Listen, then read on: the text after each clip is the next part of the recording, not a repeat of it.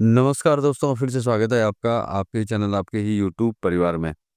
छोटी इलायची पे चर्चा करेंगे क्योंकि छोटी इलायची में जो है वापस से जो है नई-नई चीज़ें जो है इसके अंदर सामने आने लगी है। जैसे कि भई ब बारिश ज़्यादा होने के कारण जो रेगुलर बारिश चली थी, जैसे कि कंटिन्यू बारिश होने की वजह से जो फसलों के अंदर जो प्रॉब्लम्स होती हैं, जैसे फंगल बोल दीजिए, मतलब यूँ समझ लीजिए कि बगानों के अंदर जो है ज़्यादा बारिश होने से कहीं न कहीं फंगल जो है लग जाते हैं। मतलब कि पौधा जो है, पौधे के साथ में जो है फसल भी जो है कहीं न कहीं खराब होने के चांसेस जो है दिखाई देते हैं। क्योंकि इसी तरह की सिचुएशन जो पिछले साल जब हुई थी, तो वो थोड़ी बिल्कुल अलग तरीके की थी, बारिश नहीं होने के कारण। और इस बार जो है बारिश होने के कारण जो है, ज़्यादा होने के कारण जो है 10 से 15% के करीब जो है फसल खराब होने की खबरें जो हैं कंटिन्यू आने लगी है।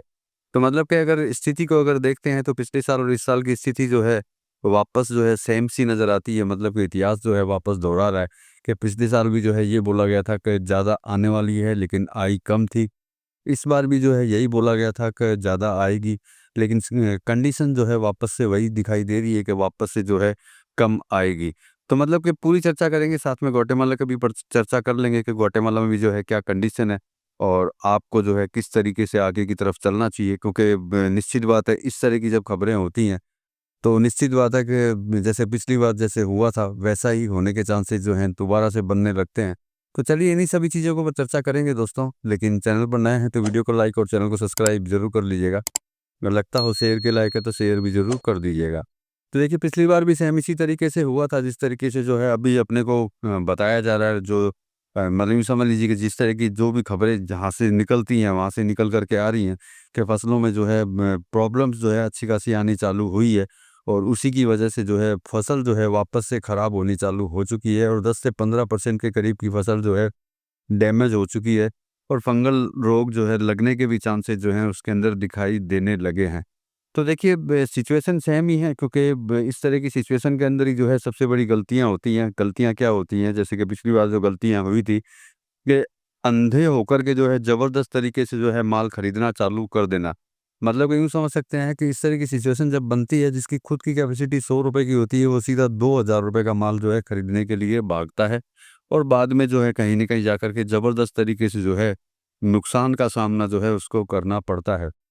और यही सिचुएशन दोबारा से जो है अभी बन रही है, और इस तरह की खबरें जो हैं आ रही हैं। देखिए, मैं ये नहीं बोलता कि फसल खराब नहीं है या फिर ये रोग नहीं लगा है। नो डाउट लगा होगा, और हो सकता है फसल भी जो है खराब हुई होगी। लेकिन इस तरह की जब सिचुएशन जब होती है, तभी जो है आदमी ज़बरदस्त लालच के अंदर आता है कि भैया फसल तो खराब हो गई है और रोग भी लगने वाला है, तो भैया जितना हो सके उतना जो है स्टोर करना चालू कर दो। तो मतलब कि इसी इसी सिचुएशन के अंदर जाकर के जब आदमी जब ये सब सिचुएशन देखता है, इसी सिचुएशन में जाकर के जो है वो खुद फँसने की तैयारियाँ जो है खुद कर लेता है।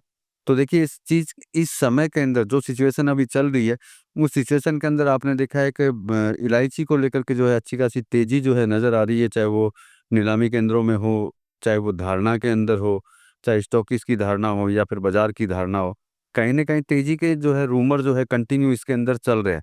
तो देखिए, मैं हमेशा जब तेज़ी का रूमर चलता है, तो सबसे पहला शब्द एक ही बोलता हूँ, वो शब्द यही होता है कि भैया प्रॉफ़िट बुकिंग पे पहले ध्यान दीजिए, जिससे कि जो है नुकसान का अगर सामना करना भी पड़े तो आपको किसी तरह का कोई अफ़सोस ना हो। लेकिन मोस्टली होता क्या है, इस समय के अंदर कोई प्रॉफ़िट पे ध्यान नहीं देता है, वो बड़े प्रॉफ़िट पे ध्यान देता है। मतलब कि प्रॉफ़िट पे नहीं, बड़े प्रॉफ़िट पे, मतलब उसे ऐसा लगता है कि अब ₹100 के सीधे ₹1000 जो है उसको मिलने वाले हैं। और उसी के अंदर जो है वो साइलेंट होकर के जो है बैठ जाता है, और वो इसको लगता है कि भैया जब 1000 होंगे तभी जाकर के लूँगा, उससे पहले तो प्रॉफ़िट मैं लूँगा ही नहीं। और वहीं जाकर के जो है वो जो ₹100 उसको मिलने वाले होते हैं, वो भी जो है उसको नहीं मिलते, और साथ में जो 1000 की जो उसने इच्छा रखी थी या अपना एक टारगेट रखा था, वो भी उसका फ़ेल हो जाता है। तो मतलब कि प्रेज़ेंट टाइम में जो है इलायची में तेज़ी है, उसमें कोई डाउट नहीं है। लगता है कि शायद जुलाई में भी जो है, मतलब इसी महीने के अंदर भी जो है कहीं न कहीं अपने को जो है रेगुलर तेज़ी देखने को जो है मिलने के चांसेस जो है दिखाई दे रहे हैं। क्योंकि जुलाई महीने के अंदर जो है, जैसे कि ये जैसी जिस तरह की खबरें आ रही हैं, उस तरह की खबरों के अंदर कहीं न कहीं बाइंग जो है चलती रहेगी। लेकिन साथ में ये भी ध्यान रखना ज़रूरी है कि अराइवल अगर जैसे-जैसे बढ़ना चालू होता है, कहीं न कहीं मार्केट जो है पैनिक होना चालू होगा कि जब ज़्यादा अराइवल चालू हो जाएगी। और उसकी शुरुआत हो चुकी है, ये आप लोगों को अच्छी तरह पता होगा कि धीरे-धीरे जो है अराइवल जो है बढ़ना चालू हो चुका है। तो जिस तरह की सिचुएशन अभी चल रही है, उस सिचुएशन में एक ही चीज़ होती है कि जो लंबे फँसे हुए हैं वो पहले निकलने की तैयारी करें तो वो ज़्यादा बेहतर है। क्योंकि वो अगर फिर से उसी आस के अंदर लगेंगे कि भैया ज़बरदस्त फसल जो है ख़राब हुई है और उसमें रोग वगैरह लग रहे हैं तो आगे और तेज़ होगी तभी हम लोग बेचेंगे। मैं ये नहीं कहता कि भैया ये तेज़ ना हो, 100% तेज़ हो, लेकिन तेज़ी के अंदर आप अपनी रणनीति जो है ज़बरदस्त बना लेते हैं तो कहीं पे भी आपको प्रॉब्लम दिखाई नहीं देती है, क्योंकि आप छोटे-छोटे प्रॉफ़िट की बुकिंग करते हुए आगे की तरफ निकलते रहेंगे, तो निश्चित बात है कहीं न कहीं 2 पैसा आपको मिलना ही मिलना है। और सिर्फ़ बड़े प्रॉफ़िट को लेकर के अगर बैठेंगे तो भैया मिलना बड़ा मुश्किल है, क्योंकि कमोडिटी है, कब किस समय पे अपना रंग बदल दे, इसका कुछ सेकंड का भी भरोसा नहीं होता। तो देखिए सारी सिचुएशन जो है आपके सामने, साथ में अगर ग्वाटेमाला की भी अगर बात करते हैं, तो ग्वाटेमाला में भी जो है फसल की प्रॉब्लम है, कोई उसमें डाउट नहीं है कि वहाँ पे जो है कहीं किसी तरह की कोई ज़्यादा फसल वहाँ आई हो। तो मतलब ओवरऑल हम लोग देखते हैं ग्लोबल मार्केट के अंदर जो है भारतीय इलायची का जो है दबदबा, मतलब बने रहने की जो है चांसेस इसके अंदर ज़्यादा दिखाई देते हैं कि भाई एक्सपोर्ट भी जो है भारतीय इलायची ज़्यादा होगी।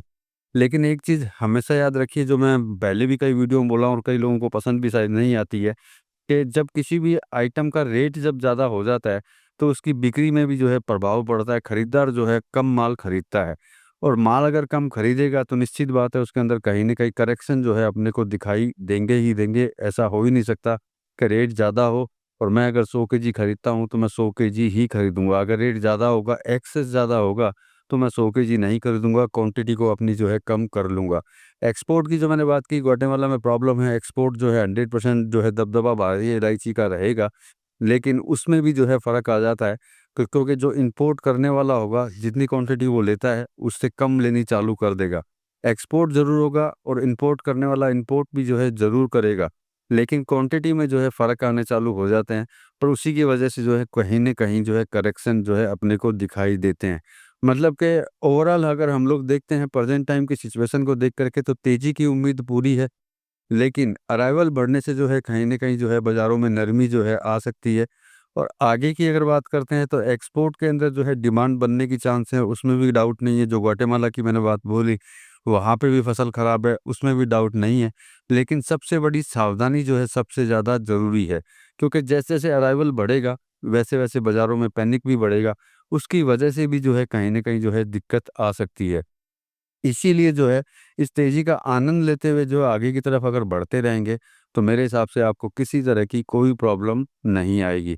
और बाकी अगर बड़ी तेज़ी में रहेंगे, तो ये आपका विचार है और ये विचार अगर आप रखेंगे, तो कहीं न कहीं किंतु-परंतु जो है आपको ज़रूर मिलेगी। देखिए मेरा काम होता है सिर्फ़ जानकारी, इन्फॉर्मेशन आपको देना, खरीदना और बेचना जो है आप अपने हिसाब से कर सकते हैं। मिलेंगे अगली वीडियो में अगली जानकारी के साथ में, तब तक के लिए धन्यवाद।